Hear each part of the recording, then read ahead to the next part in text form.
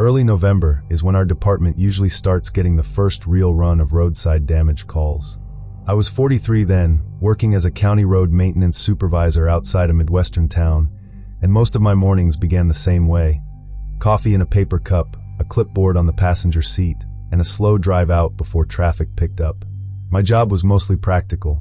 I checked damaged guardrails, missing signs, drainage issues, things people noticed only after something went wrong. That morning I was headed toward a rural stretch of highway where several overnight accidents had been reported near mile marker 214, just after sunrise, with cold gray light laying flat across the damp asphalt. If you like realistic horror accounts told plainly, subscribe for more. Dispatch had logged 2 separate single-car accidents within a quarter mile of that marker overnight. Neither driver had been badly hurt, but both had apparently said the same thing. A patrol officer had signaled for them to pull over, and something about the stop had gone wrong almost immediately after they entered the gravel turnout.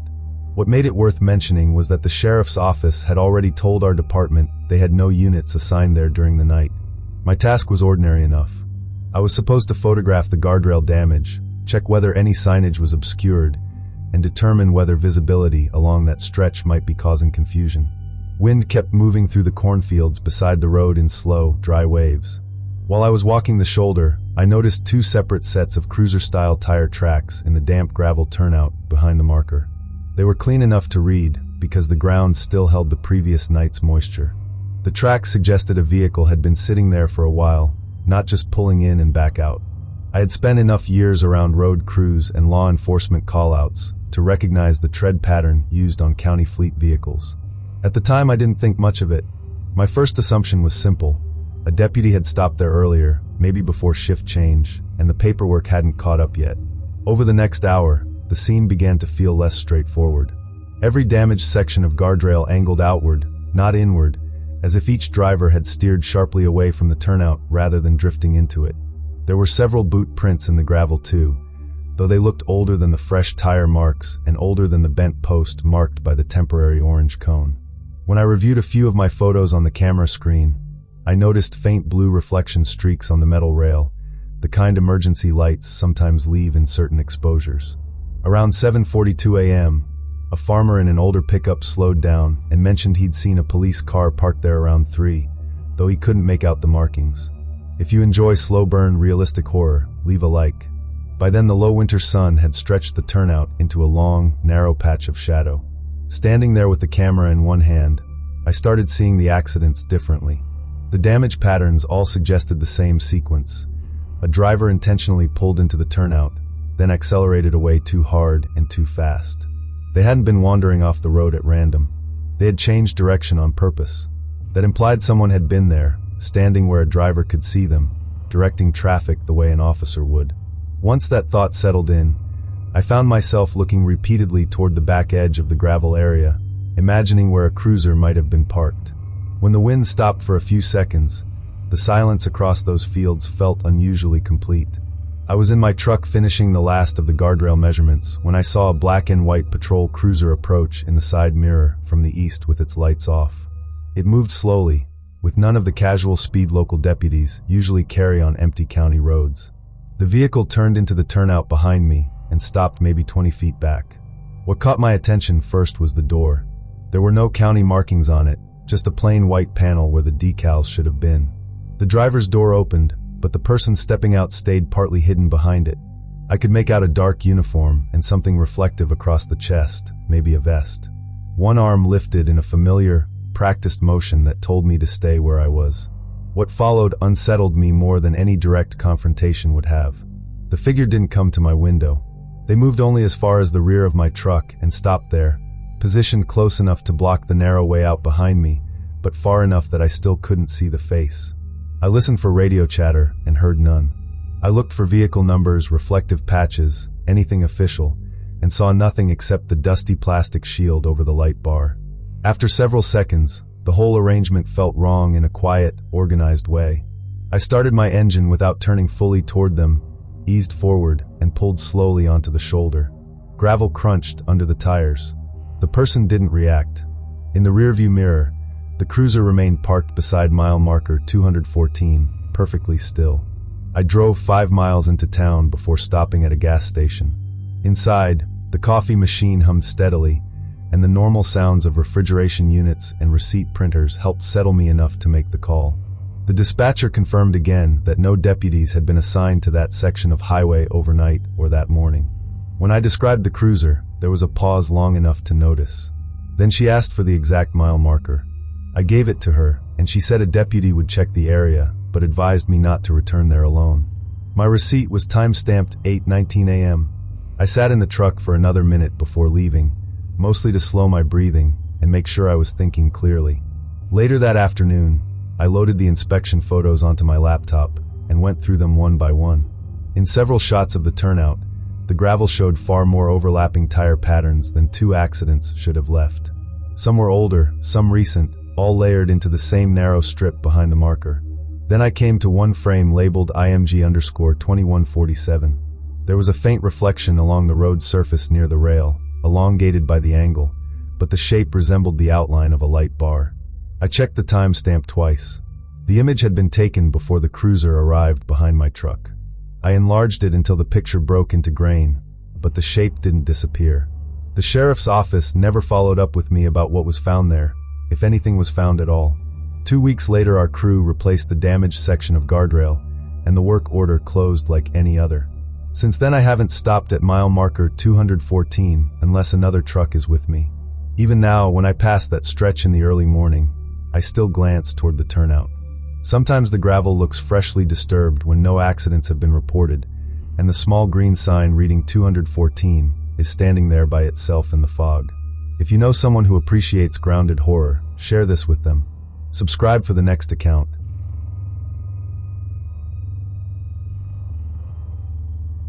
I was 44 that winter, working the overnight shift as the records clerk at a county police station in western Pennsylvania.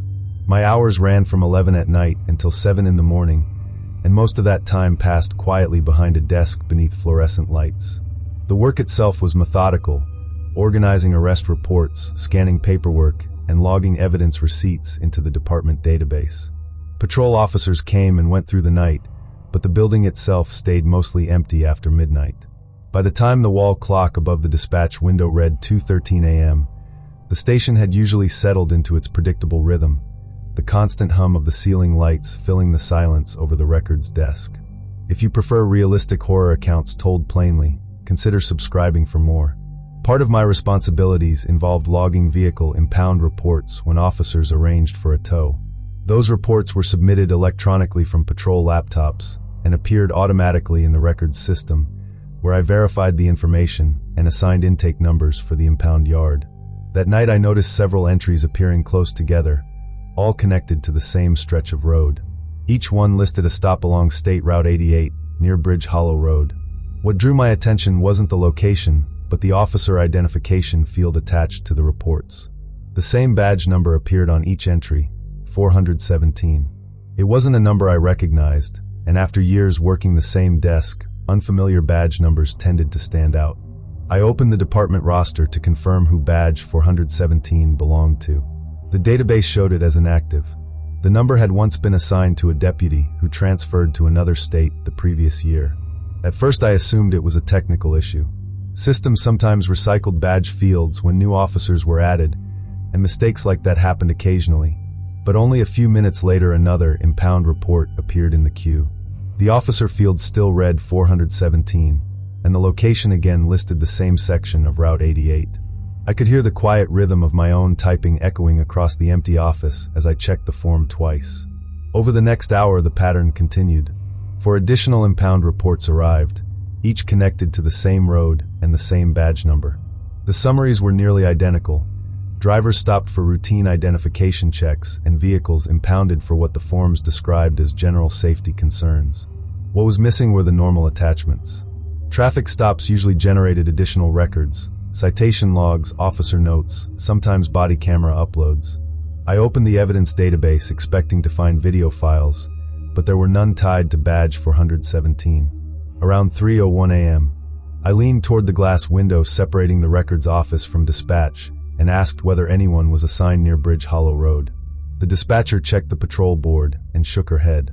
If you appreciate slow burn, realistic horror, a like is always appreciated. The radio beside her murmured softly, while she confirmed no units were scheduled there. Back at my desk, I began comparing the impound reports side by side. The driver's statements were brief but consistent. Each one said they had been waved to the shoulder by an officer standing beside a cruiser with its headlights turned off. The vehicles hadn't been impounded for clear violations. The notes simply listed vague safety concerns, followed by instructions to tow the cars to the yard. I entered the intake code for the first vehicle, #64B, and paused for a moment, listening to the low static hiss from the idle police radio mounted near the desk. Something about the repetition of the reports felt deliberate, though I couldn't explain why. At 3:40 a.m. the phone on the record's desk rang. That was unusual because public calls normally routed through dispatch first. When I answered, the voice on the other end identified itself calmly as Officer 417 requesting confirmation of the impound entries. The tone was steady and deliberate, almost rehearsed. I glanced toward the patrol board again. The badge number remained inactive. I asked which unit he was driving. After a brief pause, the caller replied that it was a standard county cruiser. While he spoke, I opened the GPS tracking program used for patrol vehicles.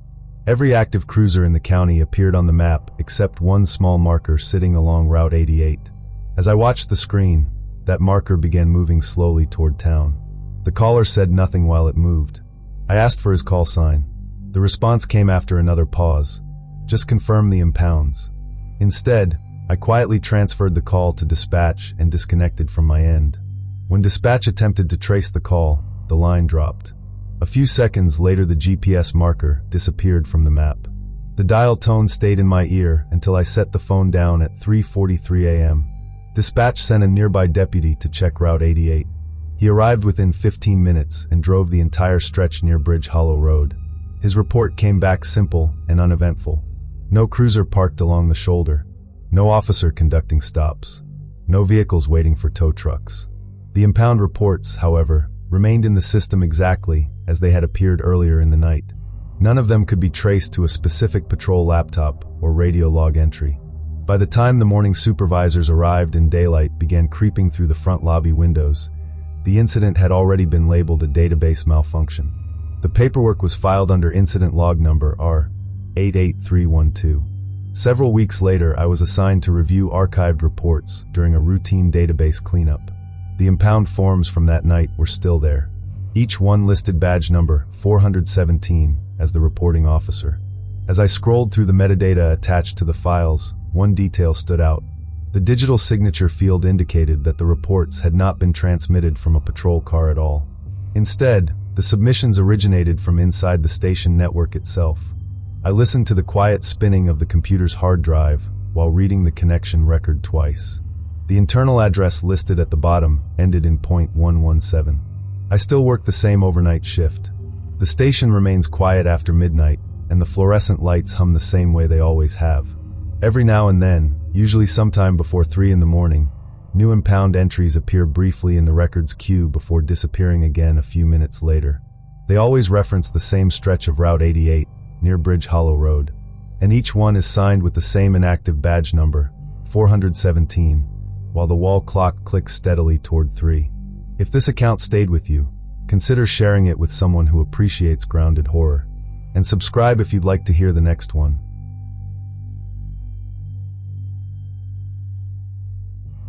I was 45 that summer, working as a contract electrician for several small municipalities scattered across a rural county.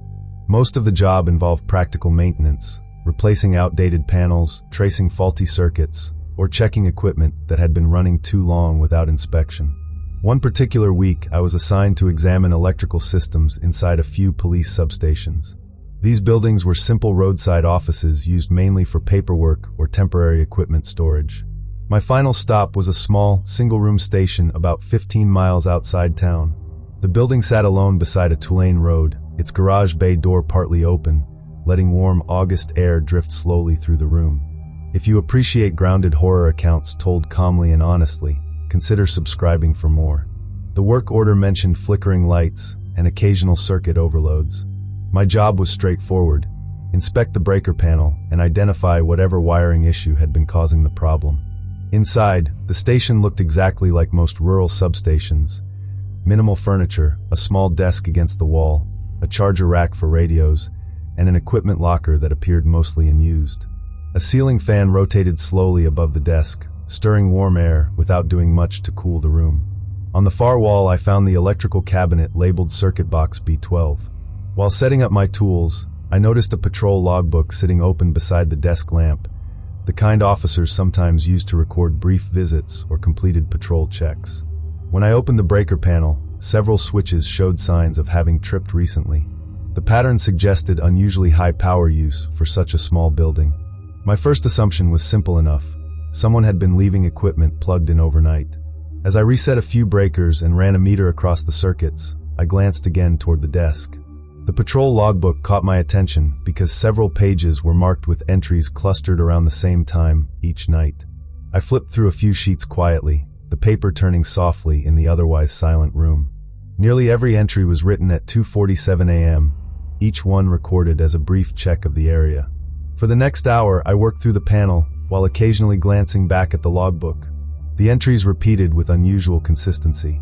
Every night at 2:47 a.m. the note was the same. Checked area, all clear. What changed was the handwriting.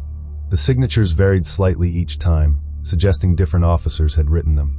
On the wall nearby, however, the patrol schedule told a different story.